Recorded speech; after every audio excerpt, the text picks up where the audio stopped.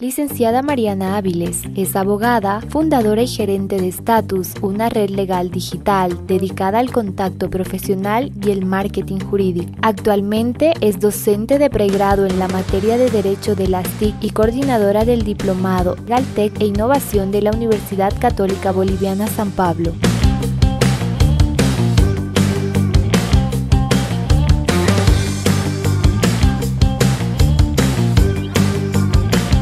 Mariana, un gusto tenerte en la Cato Talks. Estamos en la tercera temporada donde estamos tratando temas de la transformación y la adaptación digital desde el punto de vista de las ciencias sociales. Te hemos invitado porque queremos que nos des tu punto de vista legal. Bienvenida. Gracias, Carlitos. Para mí un placer estar aquí. Y si me hablas de transformación digital, yo chocha porque a eso me dedico, a transformar. Claro que sí. Y justamente ese es el punto de partida. A ver, antes de la pandemia tal vez no nos hablaba mucho de esto de temas legales y seguridad. La ciberseguridad hoy en día seguramente tiene ya muchos cambios, está también seguramente con proyecciones y me gustaría que tú nos expliques acerca de eso. Claro que sí, o sea, como tú sabes, Carlitos, aquí estamos en una evolución tecnológica súper acelerada que implica un desafío constante para todas las personas, instituciones y empresas para proteger sus datos, ¿no? Los datos se han convertido en uno de los activos más valiosos en nuestra sociedad hoy en día, ¿no? De hecho, las empresas están valuándose por la cantidad de datos a las que pueden acceder porque se convierte en un modelo de negocio incluso, ¿no? Y también por un tema de presión política, de manipulación, de todo un poco lo que se puede generar con los datos. Entonces, cada vez las empresas e instituciones invierten más en mecanismos de ciberseguridad más evolucionados. Algo que no está pasando mucho en nuestro país.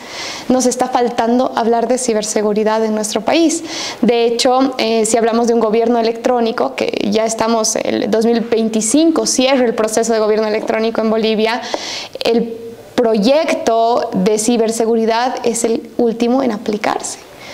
Imagínate que a la fecha no tenemos una ley de protección de datos. Es el cuarto proyecto que está en discusión ahorita en el Senado sin ser aprobado todavía, ¿no? Entonces no hay una perspectiva que responda a la realidad de proteger datos personales y de proteger la información en general, ¿no? Entonces nos desafiamos muchísimo y las personas también están en ese proceso de empezar a entender realmente el valor que tienen sus datos y desde cosas muy chiquitas, ¿no? Como otorgar ciertos permisos a las aplicaciones y denegar otros permisos, porque, por decirte algo, no nos damos cuenta que si TikTok no le configuramos el permiso, en realidad está captando tus datos aun cuando no estás usando la aplicación. Y tiene acceso a tus fotos y todo del dispositivo, no solamente las que subes, ¿no? Entonces son como cosas que no nos damos cuenta porque no leemos términos y condiciones, porque no nos estamos capacitando, digamos, en estos sectores que parecen como de hiperespecialización, pero que al final nos afectan a todos, ¿no? La ciberseguridad es algo que está totalmente necesario en Internet. Y esto es bien interesante lo que dices porque sí, uno puede pensar que las empresas, las corporaciones grandes deberían estar metidas en esto, pero también cada uno, ¿no? Entonces, ¿cómo afrontamos eso, el ciudadano común? ¿Cómo puede afrontar? ¿Dónde puede ir? ¿Cuál es el camino? Mira, yo creo que primero es empezar a entender qué usamos y dónde ponemos nuestros datos. ¿Cómo uno le tendría que nacer, no? Sí hay muchos espacios de capacitación, creo que la universidad también está en esa medida. Yo acá soy docente de Derecho a las TICs y es algo muy importante. Me dedico a hacer cursos y capacitaciones en esto y creo que todos tiene que partir de nosotros, decir, ok, ¿a quién estoy dando mis datos y para qué los están usando, ¿no? Y más allá de ponerse a estudiar algo legal, que no se trata de ser especialistas en derecho, creo que tiene que ver por hurgar nuestro celular y empezar a curiosear de qué se trata y qué permisos estoy dando. Algo que nos han enseñado, por ejemplo, en la Fundación Internet Bolivia, con quienes he trabajado y se dedica mucho a esto. Pueden buscar a la Fundación Internet Bolivia también, hay mucha información. Tener una tapita para la cámara de la computadora, por ejemplo, ¿no? O para tu celular, para que las aplicaciones no se activen en un momento que no las estás usando o que pueda pasar, por ejemplo, un spyware. hablando de ciberseguridad también, hay cerca de 12.000 delitos informáticos día, solo en nuestro país. O sea, imagínate. Y no se están procesando porque todavía no tenemos los delitos bien configurados, no tenemos el sistema de protección de la prueba digital, nuestros jueces, nuestros fiscales no comprenden. O sea, realmente es muy difícil detectarlo. O sea, que si no parte desde nosotros o desde las propias instituciones ahorita, es muy complicado que podamos detectar este tipo de actividades, ¿no? Claro, y también hacer frente a eso, ¿no? El otro día había de un colega que le habían debitado de su tarjeta de crédito, pero sin que esté esa tarjeta vinculada como una aplicación.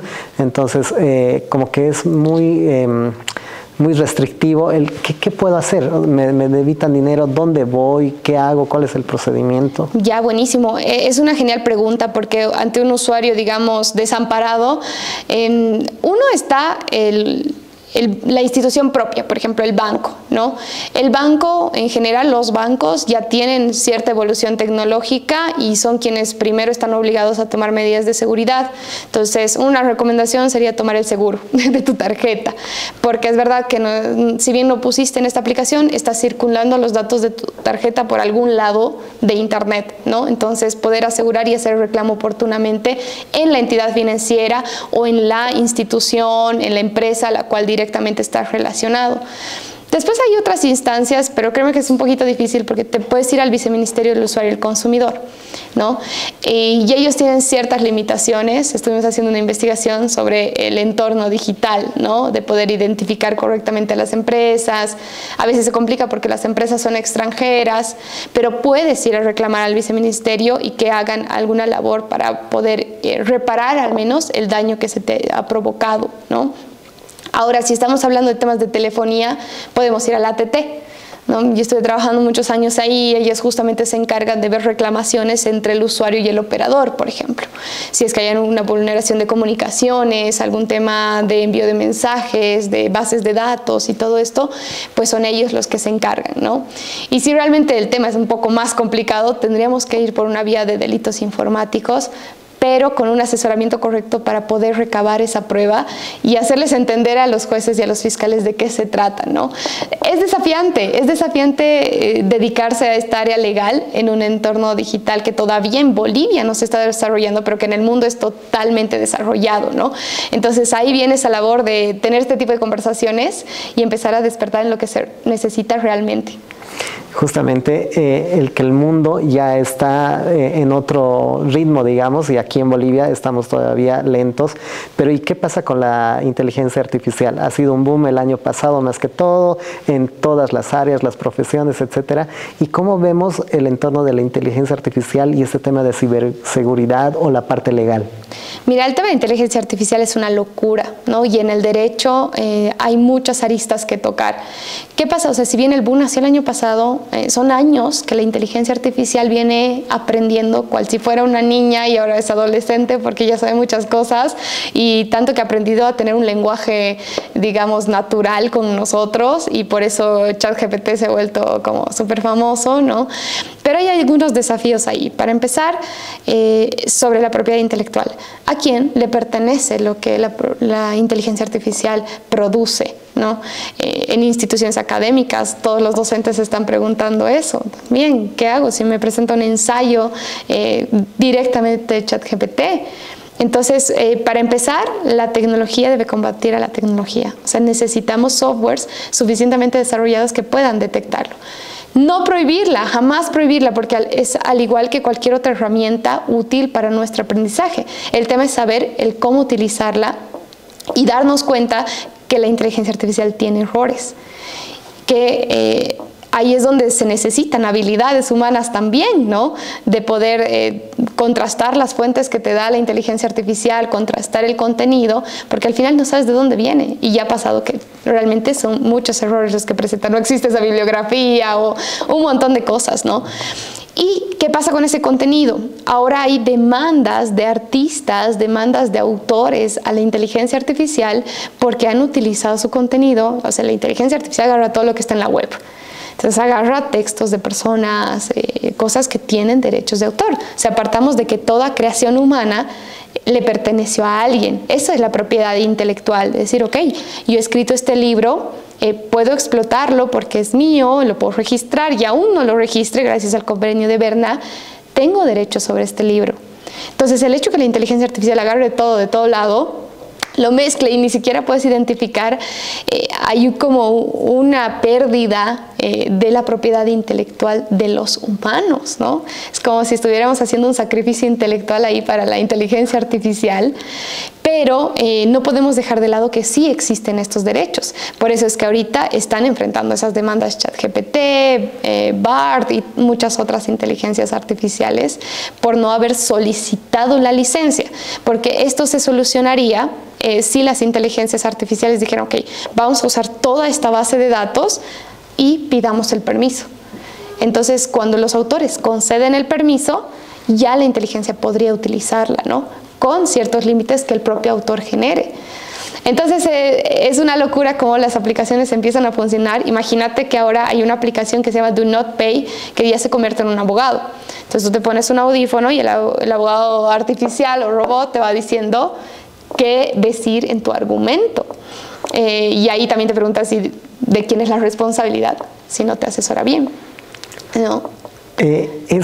Esto creo que está yendo muy rápido, ¿no? Y justamente esa es mi pregunta para cerrar, aunque ya estime un poquito por dónde va la respuesta. Me preocupa que como Bolivia todavía no estemos avanzando. ¿Cómo tú ves el tema de propiedad intelectual, ciberseguridad, el tema legal, con toda esta transformación digital todavía que nos llega, que nos viene y que está creciendo más? Particularmente en nuestro país, ¿cierto? Mira, para cerrar el tema de propiedad intelectual, en Bolivia sí tenemos formas de registrar el software, formas de registrar nuestros libros. Entonces creo que vale la pena quienes son artistas, quienes son escritores y de todo tipo de obras puedan registrar sus obras, ¿no? Por un lado eso. Por otro lado, creo que es misión del gobierno velar por el tema de la ciberseguridad, de las instituciones velar por la ciberseguridad. Tenemos tecnología que nos permite hacerlo, por ejemplo el tema de blockchain, que es una tecnología maravillosa porque permite cifrar y encriptar documentos, cifrar y encriptar cualquier tipo de información, incluso se pueden hacer hoy contratos inteligentes que se autoejecutan, ¿no? Directamente, es como hacer contratos con código, básicamente. Entonces la información es segura, la identidad es segura, y el gobierno lo sabe porque Ciudadanía Digital está con blockchain, ¿no? Y ya cada uno va a ir registrándose, pronto va a ser obligatorio. Entonces, mientras más instituciones se conectan, la blockchain sí tiene seguridad, pero el factor humano puede llegar a ser ahí el vulnerable, ¿no?